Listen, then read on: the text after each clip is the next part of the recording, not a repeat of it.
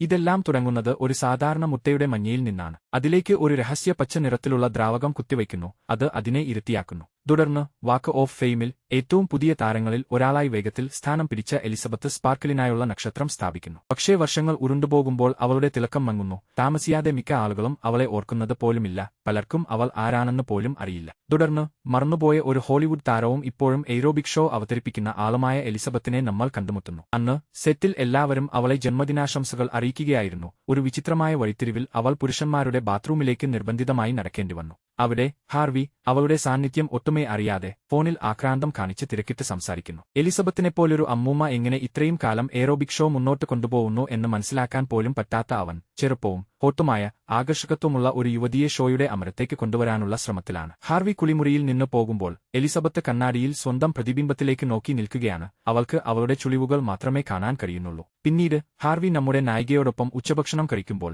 Innovation നടത്തേണ്ട സമയം ആയതുകൊണ്ട് ഷോയ്ക്ക് ഒരു പുതുരൂപം നൽകാൻ പോകുകയാണെന്ന് അദ്ദേഹം ഔദ്യോഗികമായി പറയുന്നു. ഈ വാർത്ത എലിസബത്തിനെ വല്ലാതെ തളർത്തി. പ്രായം കാരണം താൻ ഉപേക്ഷിക്കപ്പെടുകയാണെന്ന് അവൾക്ക് തോന്നി. വീട്ടിലേക്കുള്ള വഴിയിൽ ചെറുപ്പത്തിൽ താനുണ്ടായിരുന്ന ഒരു പരസ്യം ബോർഡിൽ നിന്ന് നീക്കം ചെയ്യുന്നത് അവൾ കാണുന്നു. ആ ശ്രദ്ധ വ്യതിചലനം കാരണം എതിർവശത്ത് നിന്ന് വരുന്ന ട്രക്ക് അവൾ കാണാതെ പോകുകയും അത് വലിയ അപകടത്തിലേക്ക് നയിക്കുകയും ചെയ്യുന്നു. അപകടത്തിന്റെ ഭീകരത ഉണ്ടായിരുന്നിട്ടും അവൾക്ക് ഒരൊറ്റ പോറൽ പോലും ഏറ്റിട്ടില്ലെന്ന് ആശുപത്രി അറിയിക്കുന്നു. എങ്കിലും എലിസബത്ത് ഇപ്പോഴും അവളുടെ അവസ്ഥയോർത്ത് ആകെ തളർന്നിരിക്കുകയാണ്. അവൾ പൊട്ടിക്കരയുന്നു. അവർ അവളുടെ വൈദ്യചരിത്രം വായിക്കുമ്പോൾ ഡോക്ടർക്ക് ഒരു വിചിത്രമായ തോന്നൽ ഉണ്ടാകുകയും നഴ്സിനെ അവളുടെ നട്ടെല്ല് ഒന്നുകൂടി പരിശോധിക്കാൻ ഏൽപ്പിച്ച് അദ്ദേഹം മുറിയിൽ നിന്ന് പുറത്തുപോവുകയും ചെയ്തു. പരീക്ഷ കഴിഞ്ഞ ശേഷം അവൻ അവളുടെ ജാക്കറ്റ് അവൾക്ക് തിരികെ നൽകി യാത്ര പറഞ്ഞു. എലിസബത്ത് ആശുപത്രിയിൽ നിന്ന് പുറത്തിറങ്ങുമ്പോൾ അവളുടെ പോക്കറ്റിൽ ദി സബ്സ്റ്റൻസ് എന്ന് ലേബൽ ചെയ്ത ഒരു ഫ്ലാഷ് ഡ്രൈവും ഒരു ഫോൺ നമ്പറും യഥാർത്ഥ മാറ്റങ്ങൾ വാഗ്ദാനം ചെയ്യുന്ന ഒരു കുറിപ്പും അടങ്ങിയ ഒരു ചെറിയ പാക്കറ്റ് അവൾ കണ്ടെത്തുന്നു. പെട്ടെന്ന് ഒരു പയ്യൻ അവളെ സമീപിച്ചു. അവൾ ആരാണെന്ന് തനിക്കറിയാമെന്ന് അവകാശപ്പെട്ടു. ഇവൾ സ്കൂളിൽ പഠിക്കുമ്പോൾ കണ്ടിട്ടുള്ള ഫ്രെഡ് ആണ്.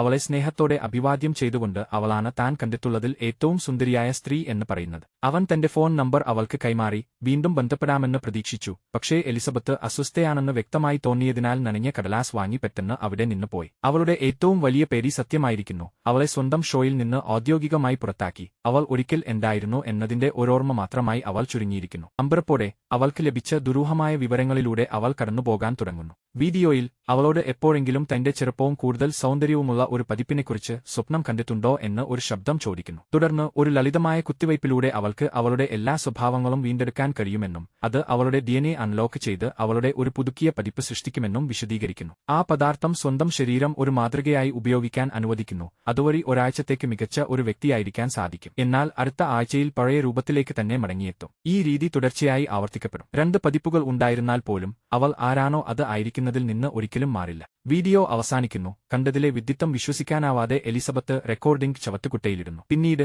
അവൾ ഒരു ബാറിൽ ചെന്നിരുന്ന് കുടിച്ചു ദുഃഖം മറക്കാൻ ശ്രമിക്കുന്നു. എന്നിട്ട് വീട്ടിലെത്തി അതെല്ലാം ഛർദ്ദിച്ചു കളയുന്നു. ബാത്റൂം കണ്ണാടിയുടെ മുന്നിൽ അവൾക്ക് അവളുടെ ചുളിവുകളിൽ നിന്ന് കണ്ണെടുക്കാൻ കഴിയുന്നില്ല. ഹോളിവുഡ് താരമായിരുന്ന കാലത്തെ പ്രകാശമാനവും ആകർഷകവുമായ ഓർമ്മകൾ ഉണർത്താൻ അവൾ ശ്രമിക്കുന്നു. പക്ഷേ ആ ചിന്തകൾ അവളുടെ ദുഃഖം ലഘൂകരിക്കാൻ പര്യാപ്തമല്ല. അവസാനമായി അവൾ ചവറ്റുകുട്ടയിലേക്ക് വീണ്ടും ഇറങ്ങി USB ഡ്രൈവ് എടുത്ത് ആ നമ്പറിലേക്ക് വിളിച്ച് ഓർഡർ നൽകാൻ തീരുമാനിക്കുന്നു. അവർ നൽകുന്ന വിലാസം കുറിച്ചെടുക്കുന്നു. അടുത്ത ദിവസം രാവിലെ പത്രം മറിച്ചു നോക്കുമ്പോൾ സ്വന്തം ഷോയിൽ അവളെ മാറ്റാനായി ഒരു അഭിനേതാവിനെ തേടിയുള്ള പരസ്യം അവൾ കാണുന്നു. പരസ്യം 18 മുതൽ 30 വയസ്സുവരെയുള്ള സ്ത്രീകളെ മാത്രമേ സ്വീകരിക്കൂ എന്ന് പറയുന്നു. ഇത് അവളുടെ നിരാശ വർദ്ധിപ്പിക്കുന്നു. അതിനുശേഷം അവൾ തപാൽ പരിശോധിക്കുമ്പോൾ ആ പദാർത്ഥത്തിന്റെ ചിഹ്നമുള്ള ഒരു കവർ കണ്ടെത്തുന്നു. അതിൽ ഒരൊറ്റ സംഖ്യ മാത്രമേ ഉണ്ടായിരുന്നുള്ളൂ. തന്റെ ജീവിതം തിരികെ പിടിക്കാനുള്ള ആഗ്രഹത്താൽ പ്രചോദിതയായി അവൾ അവളുടെ കയ്യിൽ കുറിച്ചിട്ട വിലാസം പിന്തുടരാൻ തീരുമാനിക്കുന്നു. അടഞ്ഞ ഒരു വാതിൽക്കൽ എത്തുന്നതുവരെ അവൾ നഗരപ്രാന്തങ്ങളിലൂടെ നടക്കുന്നു. തപാൽ വഴി കിട്ടിയ കാർഡ് ഉപയോഗിച്ച് അവൾ പ്രവേശന കവാടം തുറക്കുന്നു. കുനിഞ്ഞ് അവൾ ഇരുണ്ടതും വൃത്തിയില്ലാത്തതുമായ ഇടനാഴിയിലേക്ക് കാലെടുത്ത് വെക്കുന്നു.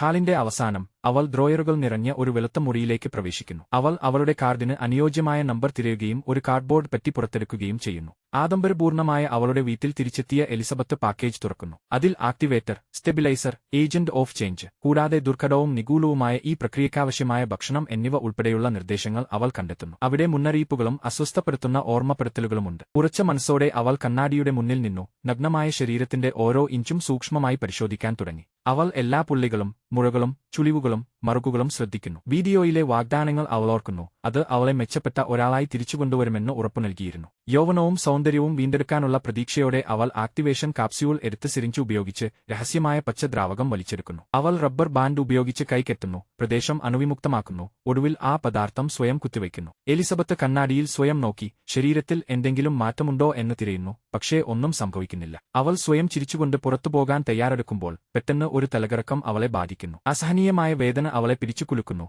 അവൾ നിലത്തേക്ക് തളർന്നു വീഴുകയും വേദന ഒടുവിൽ ശമിക്കുന്നതുവരെ പുളയുകയും ചെയ്യുന്നു. അവൾ അവിടെ നിലത്ത് കിടക്കുമ്പോൾ അവളുടെ നട്ടെല്ലിൽ നിന്ന് തൊലി ഉരിഞ്ഞുപോകുന്നതുപോലെയുള്ള അസ്വസ്ഥജനകമായ ചലനങ്ങളോടെ അവളുടെ പുറം വളയാനും തിരിയാനും തുടങ്ങുന്നു. അതേസമയം അവളുടെ കണ്ണുകൾ അവയുടെ കുഴികളിൽ ഉറച്ചുനിൽക്കാൻ പാടുപെടുന്നു. അവളുടെ പുറകിലെ ആ വിടവിൽ നിന്ന് ഒരു പുതിയ ശരീരഘടന സാവധാനം രൂപം കൊള്ളുന്നു. ഈ രൂപം വിഷമത്തോടെ എഴുന്നേറ്റ് തറയിൽ മലർന്നു കിടക്കുന്ന എലിസബത്തിന്റെ ശരീരത്തിലേക്ക് നോക്കുന്നു. അത് ഉയരുമ്പോൾ കണ്ണാടിയിലെ പ്രതിബിംബം ചെറുപ്പവും അതിമനോഹരിയുമായ ഒരു സ്ത്രീയെ വെളിപ്പെടുത്തുന്നു. ദൃശ്യം തീർത്തും അമ്പരപ്പിക്കുന്നതാണ്. ഈ പുതിയ എലിസബത്തിന്റെ കണ്ണുകളിൽ നിന്ന് നേരിയ പച്ച തിളക്കം പുറപ്പെടുന്നു. അവളുടെ പുതിയ അങ്കലാവണ്യം കണ്ട് അവൾ മതിമറന്ന് സ്വയം അഭിനന്ദിച്ചു. പക്ഷേ അവൾ പുറത്തുവന്ന ജീവനില്ലാത്ത ശരീരത്തിലേക്ക് നോക്കിയപ്പോൾ അറപ്പുളവാക്കുന്ന പച്ച നിറത്തിലുള്ള ദ്രാവകം ഛർദ്ദിച്ചു. വേറെ വഴിയില്ലാത്തതുകൊണ്ട് അവൾ ഒരു സൂചിയും നൂലും എടുത്ത് അവളുടെ പഴയ രൂപത്തിലെ വിള്ളൽ തുന്നിച്ചേർക്കാൻ തുടങ്ങുന്നു. എല്ലാ തുന്നലുകളും കഴിഞ്ഞ ശേഷം അവൾ മാട്രിക്സിന് ഭക്ഷണം കൊടുക്കാൻ കുനിയുന്നു. ആ പദാർത്ഥം നേരിട്ട് അവളുടെ ഞരമ്പിലേക്ക് കുത്തിവയ്ക്കുന്നു. ഇപ്പോൾ എലിസബത്ത് 2 പതിപ്പുകളായി പിരിഞ്ഞുപോയിരിക്കുന്നു. ചെറുപ്പവും തേജസ്സുറ്റതുമായ ആ സ്ത്രീ കട്ടിലിൽ രാത്രി കഴിക്കുന്നു. അതേസമയം മാട്രിക്സിന്റെ ജീവനില്ലാത്ത ശരീരം തണുത്ത ബാത്റൂം തറയിൽ കിടക്കുന്നു. അവളുടെ ശബ്ദം പോലും വ്യത്യസ്തമായി കേൾക്കുന്നു.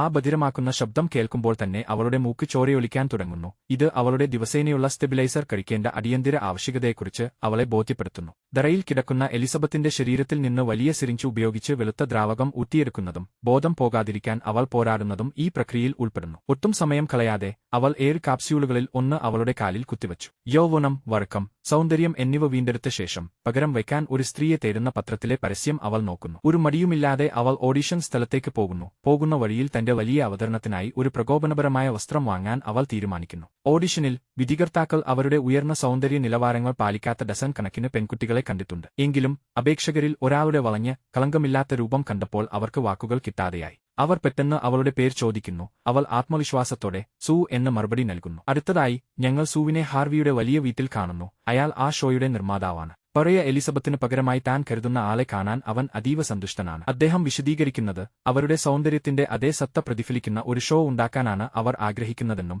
പരിപാടി 2 ആഴ്ചയ്ക്കുള്ളിൽ പ്രീമിയർ ചെയ്യുമെന്നും അവളോട് പറയുന്നു. മീറ്റിംഗ് അവസാനിക്കുന്നതിനു മുമ്പ് റെക്കോർഡിംഗ് തീയതികളിൽ അവൾക്ക് തടസ്സങ്ങളുണ്ടെന്ന് അവൾ പറയുന്നു. കാരണം അമ്മയെ പരിചരിക്കാനായി അവൾ 2 ആഴ്ച കൂടുമ്പോൾ നാടുവിടേണ്ടതുണ്ട്. എങ്കിലും തന്റെ പുതിയ താരത്തോട് അമിതമായ ഭ്രമമുള്ള ഹാർവി അവൾക്ക് സ്റ്റുഡിയോയിൽ ഉണ്ടാകാൻ സാധിക്കുന്ന എന്തെങ്കിലും ബുദ്ധിമുട്ടുകൾ തരണം ചെയ്യാൻ തീരുമാനിച്ചുറച്ചിരിക്കുകയാണ്. അവൾ വീട്ടിലേക്ക് നടക്കുമ്പോൾ വളരെക്കാലമായി അവൾക്ക് അനുഭവിക്കാത്ത ശ്രദ്ധ അവൾക്ക് ലഭിക്കാൻ തുടങ്ങുന്നു. അടുത്ത 6 ദിവസങ്ങൾ അവൾ അവളുടെ സ്റ്റെബിലൈസർ കൈകാര്യം ചെയ്യാനും ഡസൻ കണക്കിന് ഫോട്ടോ ഷൂട്ടുകൾ ആസ്വദിക്കാനും അവളുടെ ചിത്രം എല്ലായിടത്തും പോസ്റ്റ് ചെയ്യാനും. തിരക്കിട്ട ആഴ്ചയായിരുന്നിട്ടും അവൾ മാട്രിക്സിന്റെ ആവശ്യങ്ങൾ അവഗണിക്കുന്നില്ലെന്ന് ഞങ്ങൾ കാണുന്നു. എങ്കിലും ആദ്യത്തെ 7 ദിവസങ്ങൾ അവസാനിക്കുന്നു. മെട്രിക്സിനുള്ള അവസാനത്തെ ഒരിറ്റ് ഭക്ഷണം പോലും തീരുന്നു. ആ സമയത്ത് സൂ എലിസബത്തിന്റെ ശരീരത്തിലേക്ക് അടുത്ത് ചെന്ന് അവർ തമ്മിൽ ആവകൾ കടിപ്പിക്കുന്നു. പഴയ എലിസബത്തിന്റെ രക്തം അവളുടെ ശരീരത്തിൽ പ്രവേശിക്കുമ്പോൾ സൂ പെട്ടെന്ന് ബോധം കെട്ട് വീഴുന്നു. അല്പസമയത്തിനു ശേഷം പതിവുപോലെയുള്ള അവൾ ആ വിചിത്രമായ ഉറക്കത്തിൽ നിന്ന് ഉണർന്നു. ബോധമില്ലാത്ത ഒരു യുവതിയുടെ ഭാരം അവളുടെ മേൽ അനുഭവപ്പെട്ടു. ശ്രദ്ധയോടെ അവൾ അവളെ തള്ളി മാറ്റുന്നു. പക്ഷേ അവളുടെ പുറകിലെ വേദന ശ്രദ്ധിക്കപ്പെടാതെ പോകുന്നില്ല. അവളുടെ പൂർണ്ണമായ രൂപത്തെ നോക്കി സാധാരണ ജീവിതം ഇനി ഒരു പഴങ്കഥയാണെന്ന് അവൾക്കറിയാമെങ്കിലും മുന്നോട്ടു പോകാൻ അവൾ തീരുമാനിക്കുന്നു. അന്ന് രാവിലെ എലിസബത്ത് റെക്കോർഡിംഗ് സെറ്റിലേക്ക് പോകുന്നു. അവിടെ ഹാർവി ഇടനാഴികളിൽ നിന്ന് അവളുടെ എല്ലാ ഫോട്ടോകളും നീക്കം ചെയ്തിട്ടുണ്ട്. അവളെ കാണുമ്പോൾ അവൻ ചിരിച്ചുകൊണ്ട് അടുത്തേക്ക് വന്ന് അവൾക്കായി ഒരു പാനീയം വാങ്ങാൻ കാത്തിരിക്കുകയായിരുന്നു എന്ന് പറയുന്നു. എങ്കിലും ആഘോഷങ്ങൾക്കു പകരം അവൻ അവളുടെ സാധനങ്ങളടങ്ങിയ ഒരു പെട്ടി അവൾക്ക് നൽകുന്നു. ഒപ്പം ടീം അവൾക്കൊരു യാത്രയപ്പ് സമ്മാനം വാങ്ങിയെന്നും പറയുന്നു. അദ്ദേഹത്തിന്റെ വാക്കുകളൊന്നും എലിസബത്തിന് സന്തോഷം നൽകുന്നില്ല. ഒരു ചെറിയ യാത്ര പറയലിനു ശേഷം ഹാർവി അവിടെ നിന്ന് നടന്നുപോകുന്നു. വീട്ടിലേക്കുള്ള വഴിയിൽ സ്യൂവിന്റെ ജീവനില്ലാത്ത ശരീരം തണുത്ത ബാത്റൂമിന്റെ തറയിൽ തന്നെ കിടക്കുന്നു. എലിസബത്ത് താനും തന്റെ മറ്റേ രൂപവും തമ്മിൽ ശരീരം മാറുന്ന ദിവസങ്ങൾ ശ്രദ്ധാപൂർവം കുറിച്ചുവെക്കാൻ തുടങ്ങി. ഓരോ ദിവസവും ആർക്കാണ് അവകാശപ്പെട്ടതെന്ന് രേഖപ്പെടുത്തി വെക്കുന്നു. 2ാം ദിവസം അവൾ മെയിൽ പരിശോധിക്കുമ്പോൾ ആ രാസവസ്തുവിന്റെ ദുരൂഹനായ വിതരണക്കാരനിൽ നിന്നുമുള്ള ഒരു കത്ത് കണ്ടെത്തുന്നു. അടുത്ത സാധനം പതിവുപോലെ അതേ സ്ഥലത്ത് എത്തിച്ചിട്ടുണ്ടെന്നും അത് അവിടെ നിന്ന് എടുക്കണമെന്നും കത്തിൽ പറയുന്നു. എലിസബത്ത് വീട്ടിലെത്തിയാൽ ഉടൻ കുളിമുറിയിൽ പോയി സൂവിന്റെ ഭക്ഷണമെത്ര ബാക്കിയുണ്ടെന്ന് നോക്കുന്നു. എലിസബത്ത് കുളിമുറിയിൽ ജീവനില്ലാതെ കിടക്കുമ്പോൾ സൂ അടുത്ത ആഴ്ച വീണ്ടും അവളുടെ സ്ഥാനം ഏറ്റെടുക്കും. ഇതിനുശേഷം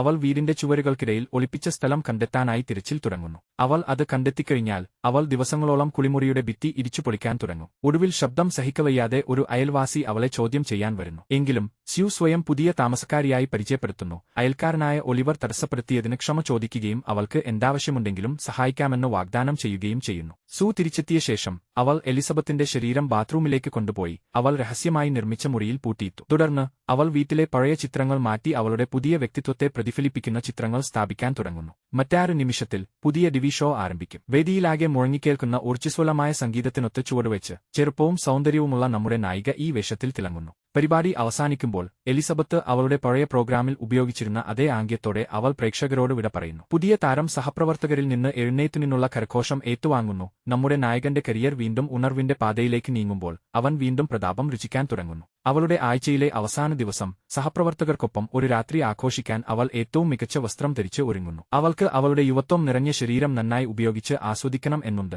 പക്ഷേ മാട്രിക്സിലെ ഭക്ഷണം കുറഞ്ഞുവരുന്നത് അവളെ അതിൽ നിന്ന് തടയുന്നു. അതിനാൽ അവൾക്ക് അത് പൂർണ്ണമായി ആസ്വദിക്കാൻ കഴിയുന്നില്ല. അവളുടെ മൂക്ക് ചോരയൊലിക്കാൻ തുടങ്ങുന്നു. തലകറങ്ങുന്നതായി തോന്നിയതിനാൽ അവൾ ത്രോയിയോട് മാപ്പ് പറഞ്ഞു വീട്ടിലെ ബാത്റൂമിലേക്ക് ഓടുന്നു. അവിടെ എലിസബത്ത് ഭക്ഷണം കഴിക്കുന്നത് അവൾ കാണുന്നു. വേദന നിറഞ്ഞ ഈ പ്രതികരണത്തെ അവൾ നേരിടുമ്പോൾ ഒരു മാറ്റവും കൂടാതെ താൻ പതിപ്പുകൾ മാറ്റേണ്ടതുണ്ടെന്ന് സൂ ഓർക്കുന്നു. എന്നാൽ തന്റെ 7 ദിവസങ്ങൾ അവസാനിച്ചെന്ന് അറിഞ്ഞുകൊണ്ട് അവളുടെ ഊഴം കഴിഞ്ഞിട്ടും സ്വയം സുസ്ഥിരമാക്കാൻ അവൾ മറ്റൊരു കാപ്സ്യൂൾ എടുക്കുന്നു. അവൾ സുഖം പ്രാപിച്ച ശേഷം രസകരമായി തുടരാനായി അവൾ ത്രോയിയോടൊപ്പം വീണ്ടും സോഫയിലേക്ക് മടങ്ങുന്നു. എങ്കിലും അവൻ തന്റെ ഇറുകിയ വസ്ത്രത്തിന്റെ സിബ്ബ് തുറക്കുമ്പോൾ അവളുടെ ഉള്ളിലുള്ളതെല്ലാം പുറത്തേക്ക് ഒഴുകാൻ തുടങ്ങുന്നു. തുടർന്ന് എലിസബത്തിന്റെ ഒരു ഞെരുക്കം കേൾക്കുന്നു. അവൾ അവളുടെ മറ്റൊരു രൂപത്തിനൊപ്പം ഉയർത്തെഴുന്നേൽക്കുന്നു. ബാത്റൂമിലെത്തിയ ശേഷം അവൾ വീട്ടിലെ കുഴപ്പങ്ങൾ കാണുന്നു. ജനലിൽ ഒട്ടിച്ച ത്രോയിയുടെ ഒരു കുറിപ്പും ശ്രദ്ധയിൽപ്പെടുന്നു. അത് വായിക്കാനായി അവൾ അടുത്തേക്ക് വരുമ്പോൾ അവളുടെ ഒരു വിരൽ പെട്ടെന്ന് വാർദ്ധക്യം ബാധിച്ച് വളരെ മ്ലേച്ഛമായ രൂപം കൈവരിക്കുന്നത് കണ്ട് അവൾ ഭയന്നുപോകുന്നു. പേടിച്ചിരണ്ട അവൾ ബാക്കിയുള്ള ശരീരം പരിശോധിക്കാൻ ബാത്റൂമിലേക്ക് ഓടുന്നു. ദലേ രാത്രിയിൽ പദാർത്ഥം നീക്കം ചെയ്ത ഭാഗത്തെ മുറിവ് ഉണങ്ങുന്നില്ലെന്ന് അവൾ കണ്ടെത്തുന്നു.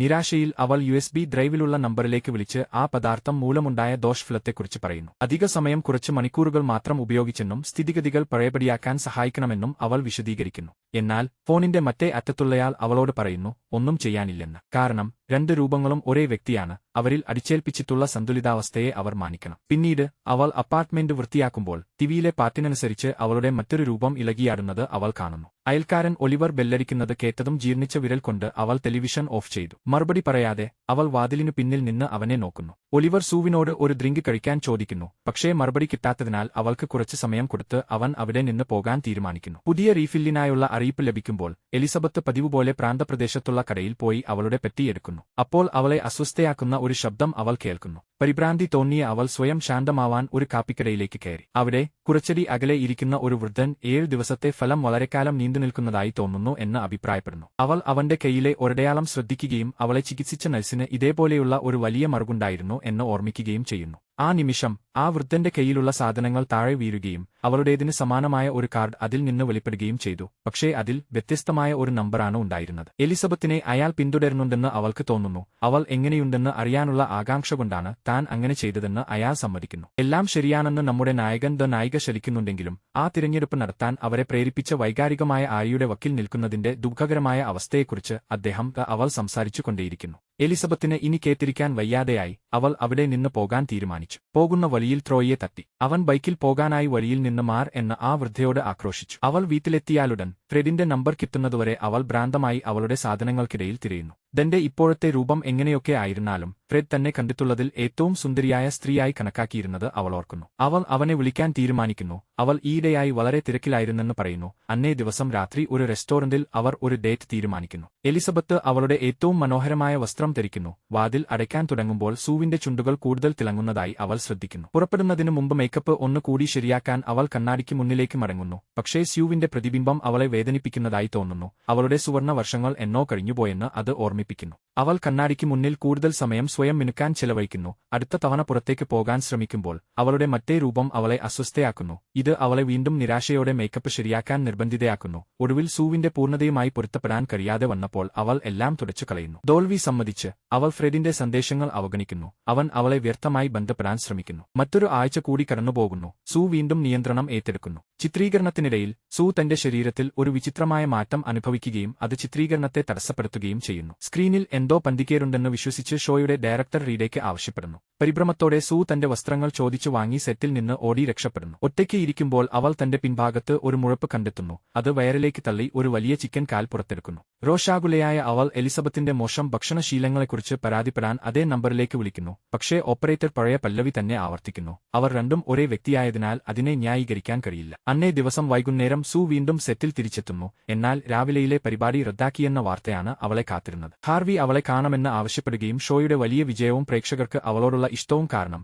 ഏറ്റവും കൂടുതൽ ആളുകൾ കാത്തിരിക്കുന്ന ന്യൂ ഇയർ സ്പെഷ്യൽ പരിപാടിയുടെ അവതാരക അവളായിരിക്കുമെന്ന് അറിയിക്കുകയും ചെയ്യുന്നു. അതിനുശേഷം സൂ ആ രാസവസ്തു ദിവസവും കഴിക്കാൻ തുടങ്ങി. പുതുവർഷാഴ്ചയിൽ അവൾക്ക് നിയന്ത്രണമുണ്ടെന്ന് ഉറപ്പാക്കാൻ ആഴ്ചയിലെ സമയക്രമം മാറ്റുകയും ചെയ്തു. എങ്കിലും പാർശ്വഫലങ്ങൾ എലിസബത്തിനെ ബാധിക്കാൻ തുടങ്ങുന്നു. അവളുടെ പുറത്ത് അറപ്പുളവാക്കുന്ന ഒരു കുരു പ്രത്യക്ഷപ്പെടുന്നു. അവൾ ഉണരുമ്പോൾ അവളുടെ ശരീരത്തിന്റെ പകുതിയോളം ഭാഗം ജീർണിച്ച നിലയിൽ കാണുകയും അവൾ നിലവിളിക്കുകയും ചെയ്യുന്നു. സൂ എത്രത്തോളം നിരുത്തരവാദപരമായി പെരുമാറുന്നുവെന്നും അവൾ അനുവദനീയമായതിലും കൂടുതൽ സമയം എടുക്കുന്നുണ്ടെന്നും പരാതിപ്പെട്ട് നമ്മുടെ നായകൻ വീണ്ടും ഓപ്പറേറ്ററെ വിളിക്കുന്നു. സ്ഥിതി അവസാനിപ്പിക്കാൻ അവൾ ആഗ്രഹിക്കുന്നുണ്ടോ എന്ന് ഓപ്പറേറ്റർ ചോദിക്കുന്നു. മാട്രിക്സ് എന്ന നിലയിൽ ആഗ്രഹമുണ്ടെങ്കിൽ അനുഭവം നിർത്താൻ അവൾക്ക് ശക്തിയുണ്ടെന്ന് ഓർമ്മിപ്പിക്കുന്നു. എങ്കിലും സംഭവിച്ച നാശനഷ്ടം മാറ്റാനാകില്ലെന്നും അത് തുടരുന്നത് തടയാൻ അവൾക്ക് കഴിയുമെന്നും അദ്ദേഹം അവൾക്ക് മുന്നറിയിപ്പ് നൽകുന്നു. മുന്നറിയിപ്പ് ഉണ്ടായിരുന്നിട്ടും എലിസബത്ത് തന്റെ ദുരിതമയമായ ജീവിതത്തിലേക്ക് മടങ്ങാൻ വിസമ്മതിക്കുകയും അവളുടെ ഊർജ്ജം ചോർത്തുന്ന സാഹചര്യത്തിന്റെ മാനസിക ആഘാതങ്ങൾ അനുഭവിക്കാൻ തുടങ്ങുകയും ചെയ്യുന്നു. പിന്നീട് കട്ടിലിരുന്ന് അവൾ മനസ്സിലാക്കുന്നു അവളുടെ സന്ധികൾ തളരാൻ തുടങ്ങിയിരിക്കുന്നു. അതുമുതൽ അങ്ങോട്ട് അവൾ സ്വന്തമായി വേദന നിറഞ്ഞ ഇച്ചേരലുകൾ സഹിക്കേണ്ടി വരുന്നു. ചില പാചകക്കുറിപ്പുകൾ തയ്യാറാക്കുമ്പോൾ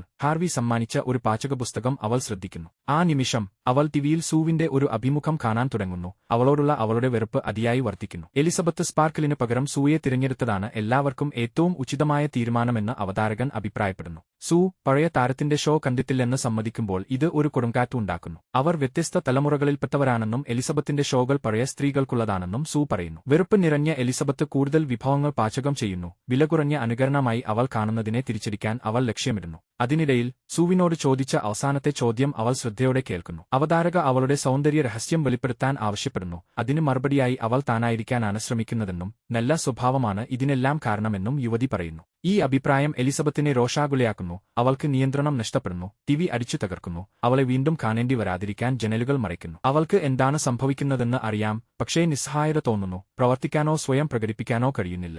സൂ സകലതും തന്നിൽ നിന്ന് മോഷ്ടിച്ചുവെന്ന് അവൾ വിശ്വസിക്കുന്നു. യുവതി തിരിച്ചെത്തി എലിസബത്ത് ഉണ്ടാക്കിയ നാശനഷ്ടങ്ങൾ കാണുമ്പോൾ വീണ്ടും ജലീയറിലേക്ക് പോകാതിരിക്കാൻ വേണ്ടി അവളുടെ ഗലിയറിൽ നിന്ന് കഴിയുന്നത്രയും ദ്രവം ഊറ്റിയെടുക്കാൻ അവൾ തീരുമാനിക്കുന്നു. നിലത്ത് ജീർണിച്ച രൂപത്തിൽ കിടക്കുന്നതിൽ നിന്ന് ആശങ്കയുളവാക്കുന്ന അളവിൽ അവൾ ദ്രവം വലിച്ചെടുക്കുന്നു. 3 മാസങ്ങൾക്ക് ശേഷം പുതുവത്സര പരിപാടി നടക്കാൻ പോകുന്നു. സൂ തന്റെ കരിയറിലെ ഏറ്റവും വലിയ ഉയർച്ചയിലേക്ക് കുതിക്കുന്ന നിമിഷത്തിനായി ഒരുങ്ങുകയാണ്. അവളുടെ വലിയ അരങ്ങേറ്റത്തിന് തലേന്ന് അവൾ കൂടുതൽ സ്റ്റെബിലൈസർ തേടി ബാത്റൂമിലേക്ക് പോകുന്നു. പക്ഷേ അവിടെയെല്ലാം ചീഞ്ഞ വസ്തുക്കളാണ് ഗുളികകളിൽ കാണുന്നത്. ഇത് അവളുടെ എല്ലാ പദ്ധതികളും തകർക്കാൻ സാധ്യതയുണ്ട്. നിസ്സഹായതയോടെ അവൾ ഫ്ളാറ്റിൽ പങ്കാളിയുടെ കണ്ണുവെട്ടിച്ച് ഒളിച്ചിരിക്കാൻ ശ്രമിക്കുകയും മയക്കുമരുന്ന് കൊടുക്കുന്ന ആളുടെ നമ്പറിലേക്ക് വിളിക്കുകയും ചെയ്യുന്നു. അവൾക്ക് കൂടുതൽ സ്ഥിരതയുള്ള ദ്രാവകം ആവശ്യമുണ്ട്. എങ്കിലും കൂടുതൽ നേരാൻ ദ്രാവകം വീണ്ടും ഉത്പാദിപ്പിക്കപ്പെടാൻ കാത്തിരിക്കേണ്ടിവരുമെന്ന് ലൈനിലുള്ളയാൾ അവളോട് പറയുന്നു. സൂ ഉയരുന്ന വേദനയ്ക്കെതിരെ പോരാടുന്നു. കൂടാതെ സ്വയം രക്ഷിക്കാനുള്ള ഏക മാർഗം അവളുടെ മറ്റൊരു പതിപ്പുമായി മാറുന്നതാണെന്ന് അവൾ മനസ്സിലാക്കുന്നു. അത് ദ്രാവക സ്രവണം പുനഃക്രമീകരിക്കും. എങ്കിലും അടുത്ത ദിവസമാണ് അവളുടെ പ്രസന്റേഷൻ എന്നതുകൊണ്ട് അവൾക്ക് സമയമില്ലെന്ന് അവൾ ശരിക്കുന്നു.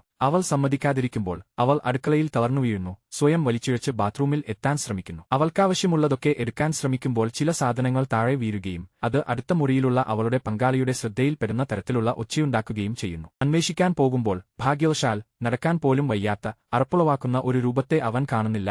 അവൾ കൃത്യസമയത്ത് വാതിൽ അടയ്ക്കുന്നു. ഒരിക്കൽ എലിസബത്ത് സ്പാർക്കിൽ ആയിരുന്ന രൂപം ജീർണിച്ചും ദ്രവിച്ചും ഇല്ലാതായ നിലയിൽ കാണപ്പെടുന്നു. അസ്വസ്ഥയായി അവൾ അയാളെ പോകാൻ ആവശ്യപ്പെടുന്നു. അവൾ തനിച്ചായ ശേഷം വിതരണക്കാരനെ വിളിക്കാനായി അവൾ വീട് മുഴുവൻ ഫോണിനായി തിരയാൻ തുടങ്ങുന്നു. അനുഭവം ഉടനടി അവസാനിപ്പിക്കാൻ അവൾ ആഗ്രഹിക്കുന്നു എന്ന് അവൾ അവനോട് പറയുന്നു. പക്ഷേ എത്രയും പെട്ടെന്ന് ആവശ്യമുള്ളത് എത്തിക്കാമെന്ന് മാത്രമാണ് അവൻ മറുപടി നൽകുന്നത്. എലിസബത്തിന്റെ ജീർണിച്ച രൂപം അവളുടെ പഴയ ചിത്രം അതിന്റെ യഥാർത്ഥ സ്ഥാനത്തേക്ക് തിരികെ കൊണ്ടുവരാൻ ശ്രമിക്കുന്നു. അടുത്ത ദിവസം രാവിലെ അവളുടെ അവസാന പാക്കേജ് ഡെലിവറി ചെയ്തതായി അവൾക്ക് അറിയിപ്പ് ലഭിക്കുന്നു. അവൾ എല്ലാത്തരം തുണികളും കൊണ്ട് സ്വയം മൂടുന്നു. ഒട്ടും വൈകാതെ തന്നെ തന്റെ ഓർഡർ എടുക്കാൻ പ്രാന്തപ്രദേശത്തേക്ക് ധൃതിയിൽ പോകുന്നു. അവൾ വേഗം തിരിച്ചെത്തി സൂവിന്റെ ശരീരം വീടിന്റെ അകത്തുകൂടി സ്വീകരണമുറിയുടെ വെളിച്ചത്തിലേക്ക് വലിച്ചിഴക്കുന്നു. അവിടെ അവൾ ബോർഡ് പെട്ടി തുറക്കുന്നു. അവൾക്ക് ആദ്യം കണ്ടെത്താനാവുന്നത് നിർമ്മാതാക്കളുടെ ഖേദപ്രകടനങ്ങളാണ്. അതിനുശേഷം തന്റെ അനുഭവം മുഴുവൻ ഇല്ലാതാക്കുമെന്ന് വാഗ്ദാനം ചെയ്യുന്ന കറുത്ത ദ്രാവകമുള്ള സിറിഞ്ച് അവൾ എടുക്കുന്നു. സൂവിന്റെ നെഞ്ചിലേക്ക് കുത്തിവയ്ക്കാൻ തുടങ്ങുമ്പോൾ താൻ ചെയ്യാൻ പോകുന്നത് ഉറപ്പാണോ എന്ന് ചോദിച്ച് ആ മനുഷ്യന്റെ ശബ്ദം അവളുടെ മനസ്സിൽ പ്രതിധ്വനിക്കുന്നു. ഈ പ്രവൃത്തി സാധാരണ നിലയിലേക്ക് കൊണ്ടുവരില്ലെന്നും ഇത് അവളെ ആദ്യ പോയിന്റിലേക്ക് തിരികെ കൊണ്ടുപോകുമെന്നും അവൻ അവൾക്ക് മുന്നറിയിപ്പ് നൽകുന്നു. നിരാശയോടെ അവൾ സിറിഞ്ച് സൂവിന്റെ ഹൃദയത്തിലേക്ക് കുത്തിയിറക്കുന്നു. കുറച്ചു നിമിഷത്തെ സംശയത്തിനു ശേഷം സാവധാനം ആ ദ്രാവകം അവളുടെ ശരീരത്തിലേക്ക് കുത്തിവയ്ക്കാൻ തുടങ്ങുന്നു. പക്ഷേ അതിനിടയിൽ സൂവിന്റെ വരാനിരിക്കുന്ന അവതരണത്തിനുവേണ്ടി എഴുതിയ പ്രചോദനാത്മകമായ കുറിപ്പുകൾ അവളുടെ കണ്ണിൽപ്പെടുന്നു. ഒപ്പം ഒരു കാലത്ത് താൻ പ്രകാശിച്ചിരുന്ന നല്ല ദിനങ്ങളും അവൾ ഓർക്കുന്നു. അവൾ ആ അവസരം എടുത്തു കളഞ്ഞതിൽ ഖേദിക്കുന്നു. കൂടാതെ മുഴുവൻ വസ്തുവും നൽകാൻ അവൾക്ക് കഴിയുന്നില്ല. സൂയെ തനിക്ക് ആവശ്യമുണ്ടെന്ന് അംഗീകരിച്ച് എലിസബത്ത് അവളോട് തയ്യാറാകാൻ പറയുന്നു. കാരണം ഇന്ന് അവൾ പ്രകാശിക്കേണ്ട ദിവസമാണ്. എല്ലാവർക്കും ഇഷ്ടമുള്ള അവളുടെ ഭാഗമാണ് സൂ. എങ്കിലും യുവതിയുടെ മൂക്കിൽ നിന്ന് നിയന്ത്രണാതീതമായി രക്തം വരാൻ തുടങ്ങിയതോടെ അവളുടെ ശ്രമങ്ങളെല്ലാം വിഫലമായി. എലിസബത്ത് സ്വിച്ച് ചെയ്യാൻ തിരയുന്നു. പക്ഷേ അവളുടെ മറ്റേ പതിപ്പിന്റെ ശരീരത്തിലെ രക്തയോട്ടം നിലച്ചിരിക്കുന്നു. ഒരു അവസാന ശ്രമമെന്ന നിലയിൽ അവൾ അവളെ ഉയർത്തെഴുന്നേൽപ്പിക്കാൻ വേണ്ടി സൂചി അവളുടെ ഹൃദയത്തിലേക്ക് ആഴ്ത്തിയിറക്കുന്നു. പെട്ടെന്ന് സൂ ഉണരുന്നു. എലിസബത്ത് അവളെ നോക്കുന്നു. അവർക്ക് ഒരേ സമയം ബോധമുണ്ടാകാൻ ഒരിക്കലും സാധ്യമല്ലായിരുന്നു. അതിനാൽ ഇത് അസാധ്യമായിരുന്നു. സുന്ദരിയായ യുവതി പരവതാനിയിൽ കിടക്കുന്ന മാരകമായ വിഷം കുത്തിവയ്ക്കാനുള്ള സിറിഞ്ചിലേക്ക് നോക്കുന്നു. തന്നെ ഇല്ലാതാക്കാൻ ശ്രമിച്ച എലിസബത്തിനെ അവൾ രോഷത്തോടെ ആക്രമിക്കുന്നു. സ്വന്തം ജീവൻ നിലനിർത്താനായി അവർ ഇരുവരും മരണതുടർച്ചയായി പോരാടുന്നു. എലിസബത്ത് ബാത്റൂമിൽ സ്വയം പൂട്ടിയിടാൻ ശ്രമിക്കുന്നു. പക്ഷേ വാതിലിന്റെ കൊളുത്ത് ഉറച്ചുനിൽക്കുന്നില്ല. സൂ അകത്തേക്ക് തകർത്തുകയറുന്നു. അവൾ അവളെ വീണ്ടും അടിക്കുകയും കണ്ണാടിയിൽ നോക്കാൻ നിർബന്ധിക്കുകയും ചെയ്യുന്നു. ശേഷം അവളുടെ തല ആ പ്രതിബിംബത്തിലേക്ക് ആഞ്ഞടിപ്പിക്കുന്നു. ക്ഷീണിതനും ദുർബലനുമായ നായകൻ നായിക ഇഴഞ്ഞുപോകാൻ ശ്രമിക്കുന്നു. പക്ഷേ സ്യൂ എളുപ്പത്തിൽ പിന്തുടർന്ന് എത്തുകയും അതിശക്തമായി ചവിട്ടുകയും ചെയ്യുന്നു. എലിസബത്തിനെ അവൾ വേദനിപ്പിച്ച് ഒടുവിൽ അവൾ വെറുമൊരു ജീവനില്ലാത്ത മാംസപിണ്ഡം മാത്രമായി മാറും വരെ അവൾ ചെയ്തുകൊണ്ടേയിരിക്കും. എങ്കിലും അവർ രണ്ടും ഒരാൾ തന്നെയാണെന്ന് സൂ ഓർക്കുമ്പോൾ സ്വന്തം ശിക്ഷയിൽ ഒപ്പുവച്ചുവെന്ന് അവൾ തിരിച്ചറിയുകയും നിയന്ത്രണമില്ലാതെ കരഞ്ഞു തളരുകയും ചെയ്യുന്നു. എങ്കിലും രാത്രിയിലെ പ്രധാന പരിപാടി അവളെ കാത്തിരിക്കുന്നു. പുതുവത്സർ ലൈവ് സ്പെഷ്യൽ ചിത്രീകരണം നടക്കുന്ന സെറ്റിൽ സൂ എത്തുന്നു. എല്ലാവരും അവളെ സൗന്ദര്യത്തെ പ്രശംസിക്കുന്നു. പക്ഷേ ഇന്ദ്രിയങ്ങൾ മങ്ങലേറ്റ ഈ രൂപം അവളുടെ മാട്രിക്സിന്റെ മരണം കാരണം പതുക്കെ കീഴടങ്ങാൻ തുടങ്ങുന്നു. മരുന്ന് കാരണമുള്ള ബുദ്ധിമുട്ടുകൾ അവളെ ബാത്റൂമിലേക്ക് ഓടാൻ പ്രേരിപ്പിക്കുന്നു. പെട്ടെന്ന് അവളുടെ ഒരു പല്ല് ഇളകി താഴെ വീഴുന്നു.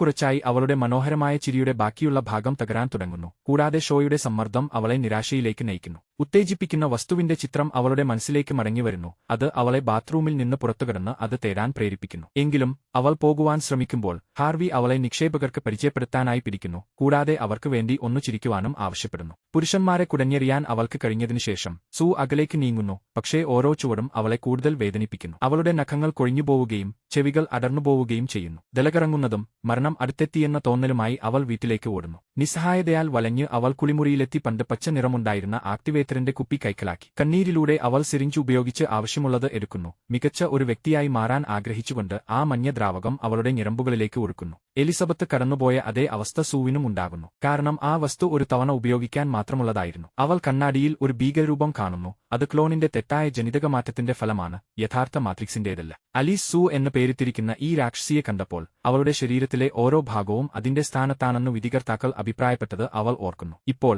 വ്യക്തമായ ശരീരഘടനയൊന്നുമില്ല.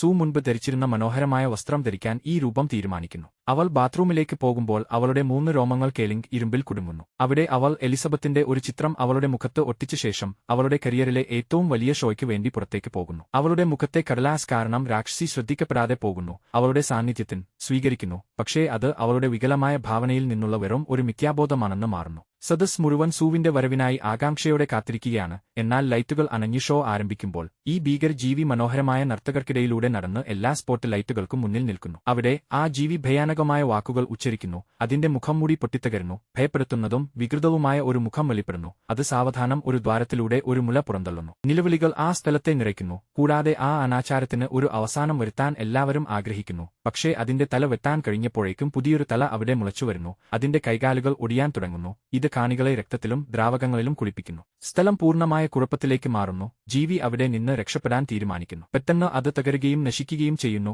എന്നിട്ടും അതിന് ബോധം നിലനിർത്തുന്നു. എലിസബത്ത് സ്പാർക്കിളിന്റെ പ്രശസ്തിയുടെ നക്ഷത്രമായ എല്ലാം ആരംഭിച്ച ആ സ്ഥലത്തേക്ക് ആ രാക്ഷസന്റെ ഒരു ചെറിയ ഭാഗം ഇഴഞ്ഞു നീങ്ങുന്നു. അങ്ങനെ ഹോളിവുഡിലെ ഏറ്റവും സുന്ദരിയായ കലാകാരികളിൽ ഒരാളുടെ കഥ ഇവിടെ അവസാനിക്കുന്നു.